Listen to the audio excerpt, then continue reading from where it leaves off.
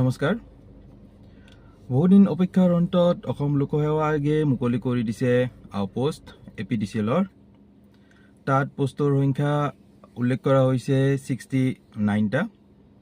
তাত আমি এডভাৰটাইজমেণ্টত আমি দেখিবলৈ পাইছোঁ স্কেল অফ পেও বৰ্ণনা কৰা হৈছে। স্কেল দিয়া হৈছে 25,000-ৰ পৰা 92,000-লৈকে। গ্ৰেড পে আপোনাৰ হৈছে 11,000 আৰু লগতে থাকিব আদাৰ এলায়েন্সবোৰ। আমি যদি এডুকেশ্যন কোৱালিফিকেশ্যনলৈ আহোঁ, তাত পোষ্টটো এপ্লাই কৰাৰ বাবে গ্ৰেজুৱেশ্যন মেনশ্যন কৰিছে। এইটো গ্ৰেজুৱেশ্যনটো আৰ্টছ, ছায়েন্স, কমাৰ্চ হ'ব লাগিব। কিন্তু ইয়াত এটা কণ্ডিশ্যন মেনশ্যন কৰা হৈছে যে এই গ্ৰেজুৱেশ্যনত 55% মাৰ্কছ পাব লাগিব। তো পোষ্টটোত এপ্লাই কৰিবৰ কাৰণে আপুনি কোৱালিফাইড হ'ব।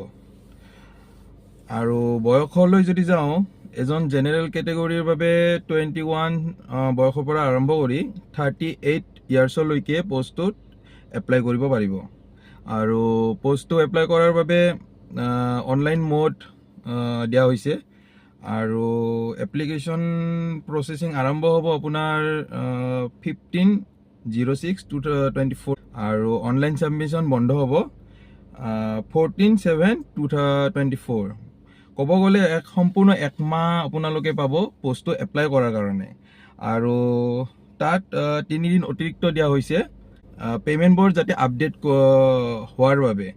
ইয়াত জেনেৰেল কেটেগৰীৰ বাবে আপোনালোকে এপ্লিকেশ্যন ফিজ দিব লাগিব 297.20 ৰুপিজ। আৰু বাকী কেটেগৰীৰ বাবে ক'ত কিমান এপ্লিকেশ্যন ফিজ দিব লাগিব আপোনালোকে APSCৰ ৱেবছাইটৰ পেজটোত গৈ পেলাই PDF-টো ডাউনলোড কৰিও চাব পাৰিব। আমি এই PDF-টোত আমি চাবলৈ পাইছোঁ ইয়াত চিলেবাছৰ কোনো ধৰণৰ মেনশ্যন হোৱা নাই। তো হয়তো আগন্তুক দিনত আমাৰ অসম লোকসেৱা আয়োগৰ যিটো পেজ আছে তাত উপলব্ধ হ'ব।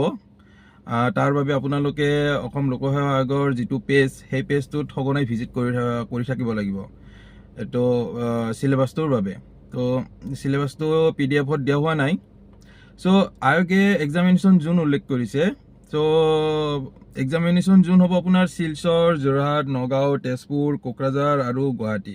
কিন্তু তাত এটা কণ্ডিশ্যন লগাই দিছে যে candidate pending upon the number of candidate. মানে ক'বলৈ গ'লে এনেকুৱা হয়, যদি কেণ্ডিডেট আপোনাৰ পোষ্টটোত এপ্লাই কৰা কেণ্ডিডেট যদি বেছি হয় তেতিয়াহ'লে এক্সামিনেশ্যন জোনলৈকে লৈ যাব।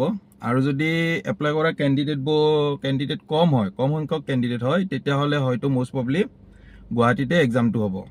গতিকে APDCL-ৰ আউটপোষ্টৰ সংক্ষিপ্ত বিৱৰণ।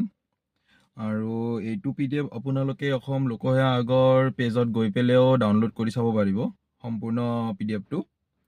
চ' আগন্তুক দিনত আউটপোষ্টত কেনেকৈ পৰীক্ষাৰ বাবে প্ৰিপাৰেশ্যন কৰিব, তাৰ কাৰণে কি কি মেটেৰিয়েলছৰ প্ৰয়োজন হ'ব, চিলেবাছত কেনেকুৱা ধৰণৰ চিলেবাছ লোকসেৱা আয়োগে প্ৰভাইড কৰিব, এই সকলোখিনি